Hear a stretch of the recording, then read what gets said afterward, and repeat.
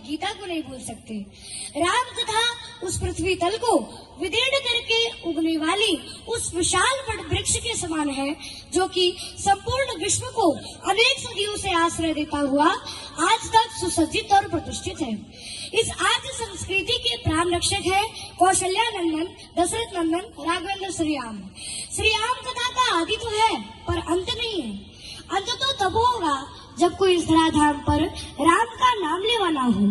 राम कथा दंत कथा नहीं है, बल्कि यह एक संत कथा है, क्योंकि महाकवि जयदेव ने अपने प्रसन्न गौण नाटक में श्री राम के प्रति यह स्पष्ट लिखा है, और ये ब्रह्मा का भी उद्घोष है कि आवत स्थाशन्ति गिरिय सरितश्च महीतले रामायण कथा लोकेषु प्रचरिष्यति।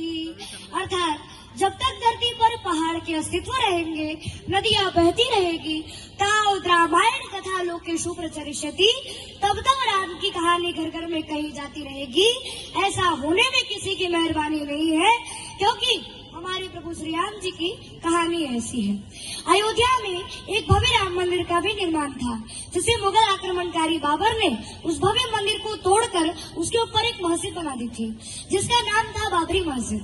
राष्ट्रीय स्वयंसेवक संघ और भारतीय जनता पार्टी की अगुवाई में इस संस्थान को मुक्त करने एवं वहां एक नया मंदिर निर्मित करने के लिए एक लंबा आंदोलन चला। 6 दिसंबर 1992 ईस्वी को यह विवादित ढांचा गिरा दिया गया। उस ढांचे को गिराने में हमारे अनगिनत हिंदू भाई शहीद हो गए थे, और आज जब हमारे प्रभु श्री राम जी का भव्य मंदिर का निर्माण हो गया है, तब उन शहीदों की आत्मा को अवश्य ही शांति मिली होगी। हमारे प्रभु श्री राम जी का चरित्र तो इतना पवित्र और निर्मल चरित्र है कि औरों की तो बात जाने ही दीजिए। अब यहाँ रावण की दुर्दशा देख लीजिए। रावण गया कुंभकर्ण के पास, तो कुंभकर्ण ने पूछा कि क्या बात है लंकापति, बड़े उदास दिखाई दे रहे हो, तुम चिंतित आज दशानन क्यों? रावण बोला, हर ली हमने मिथिलेश कुमारी, हमने श्री सीता जी का हरण कर लिया है। कुंभकर्ण बोला, अधिकार किया तुमने उन पर? रावण बोला, लगती ही नहीं वो और हमारी, वो मेरी ओर देखती तक नहीं है, वो मेरी ओर ताकती तक नहीं है। तो कुंभकर्ण ने कहा कि जब महात्मा बनकर तुमने उन्हें हरण कर लिया, तो राम बनकर ही उन पर अधिकार पालो। नकली तो बनना है, तो तुम राम ही क्यों नहीं बन जाते? तो रावण बोला कि बड़ी कठिनाई है, इसमें है हमको भैरव मारी, और जब राघव रूप लगा बनने, तब मातु समान लगी सब नारी। रामचंद्र की जय। मेरे मन से वासना ही चली गई, ऐसा बाबर की बर्बरता का तो होना जरूरी था, इसीलिए तो इस सप्ताह में होना संत जरूरी था। मंदिर गिरना मंदिर बनना, मंदिर गिरना मंदिर बनना, ये सब प्रभु राम की इच्छा थी। कलयुग में मर्यादित रहना सबसे बड़ी परीक्षा थी।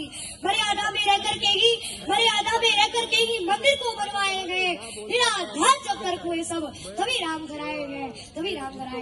जय जय श्री राम। बालक के लिए जोरदार तालियां बजाइए एक बार। ईस्ट एंड वेस्ट फाउंडेशन की ओर से आयोजित यह राष्ट्रीय कवि सम्मेलन 9 वर्ष की पूर्व संध्या पर चैत्र प्रतिपदा के दिन आज 9 वर्ष प्रारंभ हो रहा है। 9 वर्ष की संध्या